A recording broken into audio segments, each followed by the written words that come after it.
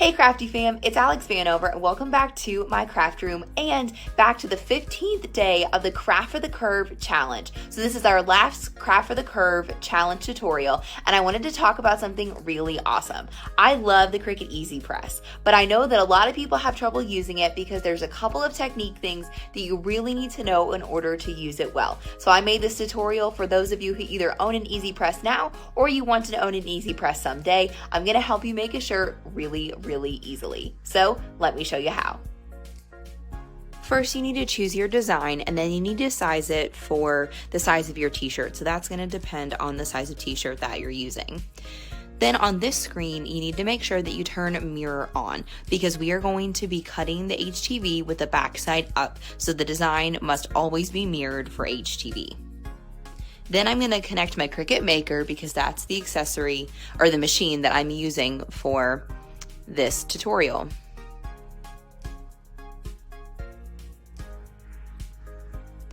Then next you need to set your material. I'm going to be using everyday iron on because I'm using a maker, but if you have an Explorer machine, just turn your dial to iron on. But make sure that you pay attention to the type of iron-on or HTV that you're using because the settings do vary based on different brands. No need to change out your blade or anything. You're all set to go to the next step. Next, you need to put your HTV in the upper left-hand corner of your mat.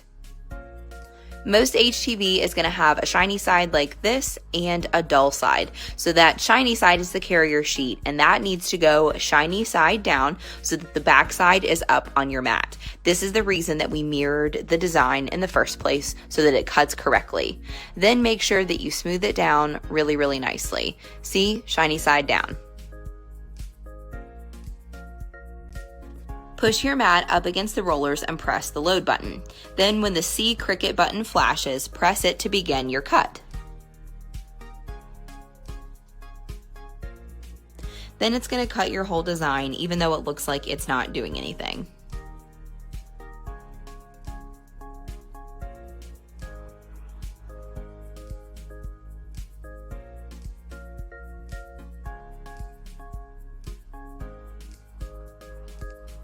Then when your design is finished, press the unload button when it flashes. Next, you need to set your Easy Press for the settings to press your HTV. Remember to check on the settings because they can be different depending on each brand and type that you use. I'm using Caesar Easy Weed, so I'm setting it to 305 for 15 seconds. Then after you're done, just let it heat up. While the Easy Press is heating up, we need to talk about the surface underneath where you're pressing on the Easy Press. So I'm going to be using an Easy Press mat to press on top of because it elevates the seams or it elevates the surface of the shirt above the seams so I get really good contact with my press. If you don't have an Easy Press mat, you can use a really thick plank of wood like this.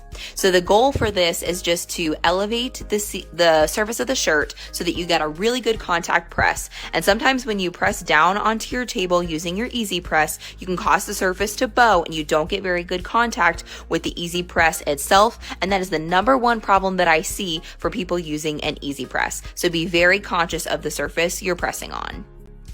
So next, I'm just laying out the shirt over top of my Easy Press mat. You can see the surface of the shirt is elevated where I'm gonna press my design.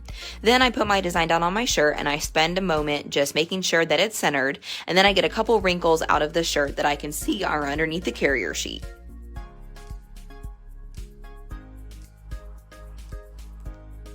Then I'm making sure my whole design is on top of the Easy Press mat the best that I can. And then I'm going to put my Teflon sheet over top of my design. This is to protect the Easy Press from getting any HTV on it. You can also use parchment paper.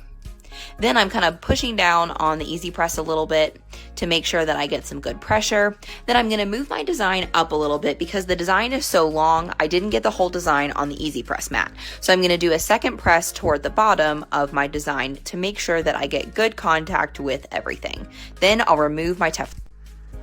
The last step is to peel the carrier sheet. Caesar Easy Weed is warm or hot peel, so pretty much as soon as I can touch the carrier sheet, I can begin peeling it off. So you'll see it's a little bit resistant to peeling, but the HTV stuck great because we paid attention to the surface underneath our Easy Press. We had a great successful press on the first try. And then you're done.